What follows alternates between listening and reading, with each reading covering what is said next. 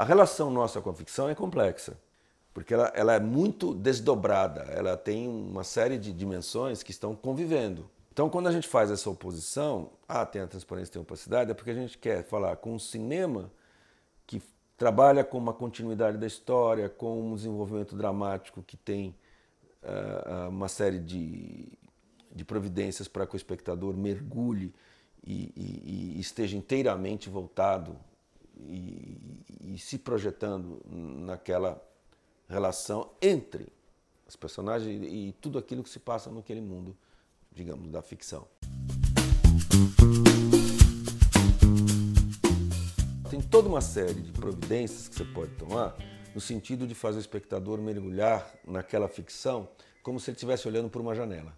Por isso que a gente usa a metáfora da janela, né? Como se aquele mundo lá de lá tivesse uma espessura e realidade própria e ele evoluísse como se fosse um mundo que então eu estou olhando por uma janela.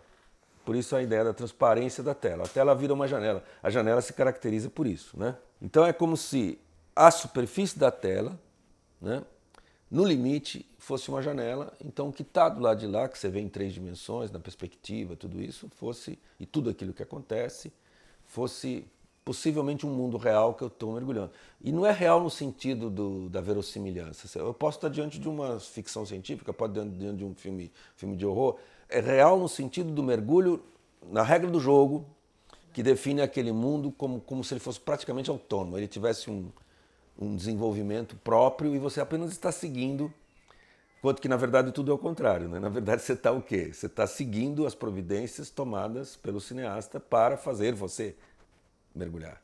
Você está seguindo a montagem, as posições de câmera, o comportamento dos atores, a maneira como a luz e a maneira como os sons são construídos. Tudo isso é construção.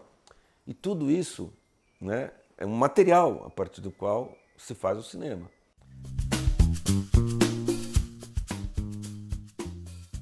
E quando você faz exatamente o movimento de chamar a atenção do espectador para a materialidade do filme e não da realidade a que ele está te remetendo, aí você vai tornando essa superfície mais opaca.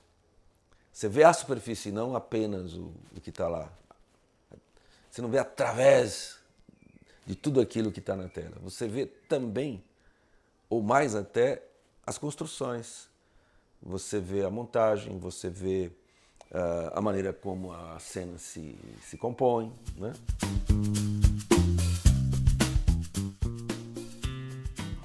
Então, opacidade e transparência são termos limite.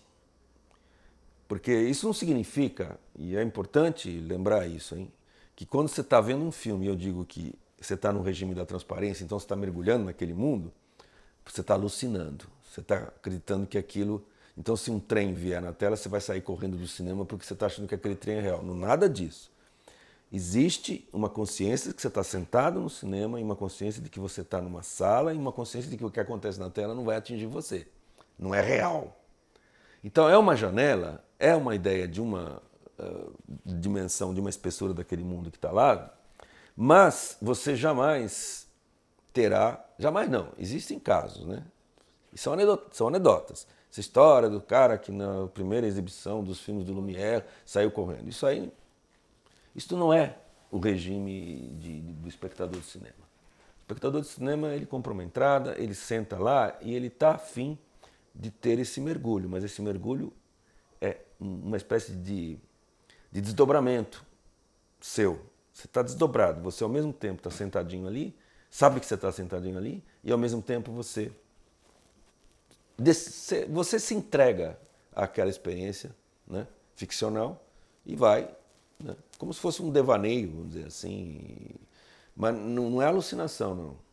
Se for alucinação, já é um caso que não é bem o da média das pessoas, né? Já é um caso especial.